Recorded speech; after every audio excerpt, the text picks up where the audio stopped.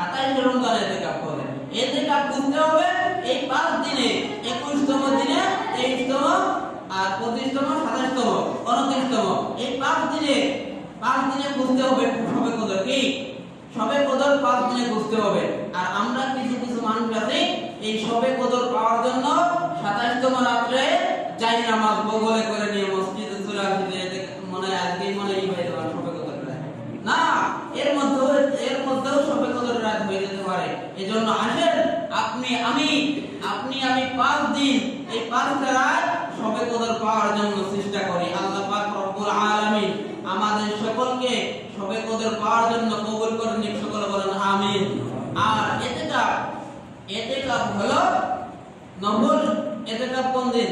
কেউ 3 দিনের জন্য থাকে 27তম দিনে, তাই না? এটা হচ্ছে 3 দিনের, এটা নফল ইবাদত। কোন দিন? নফল ইতিকাফ।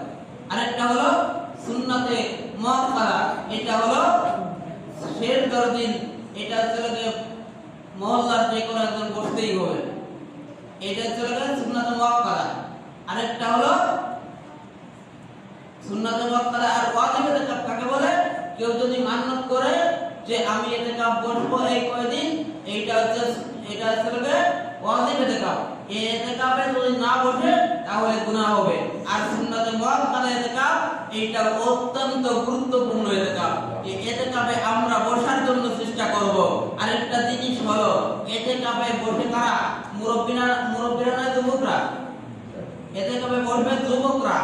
আরো মুরব্বিদের ডায়াবেটিস, মুরব্বিদের কত রোগ ব্যাধি থাকে, কিন্তু যুবকদের তো কোনো রোগ নেই, আছে নাই?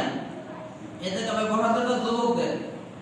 দেখেন মুরব্বিরা এমন লোক আছে যে সকালে না আপনি সমস্যা আটটি হয়। এই জন্য ইতিকাফে বসার জন্য আমাদের লাগবে যুবকদেরকে। কাদেরকে? যুবকরা ইতিকাফে বসতে হবে। আর এই যুবকরা এক সময় আমাদের আমরা যখন থাকবো না মুরব্বিরা, আমাদের বিপরীত এরাই আমাদের জন্য দাঁড়িয়ে যাবে, ঠিক না বেড়ে? এই যুবকরা এবং বাচ্চারা মসজিদে আসলে আপনারা কেউ তাদের মনে আঘাত দিবেন না। তারা ছাড়া আমরা কি 80 বছরে, 70 বছরে, 50 বছরে মুরব্বিরা আমরা বেয়াদবি করবো না? তারা একটু করবে, কিন্তু তাদেরকে আমরা বুঝাবো, কেউ নিষেধ করবো না। যুবক আমরা ছেলেপেলেদেরকে মারধর করবো না, তারা আসুক, তাদেরকে বাড়ি পাঠাই দেবো না, আমরা তাদেরকে একটু যত্ন সহকারে আমরা তাদেরকে কাছে রাখবো। যাদের গার্জিয়ান আছে তারা কাছে নিয়ে করবো, যাতে বেয়াদবি না করতে পারে। এইরকম করে আমরা বাচ্চাদেরকে মসজিদে আসার সুযোগ করে দিই। আল্লাহ পাক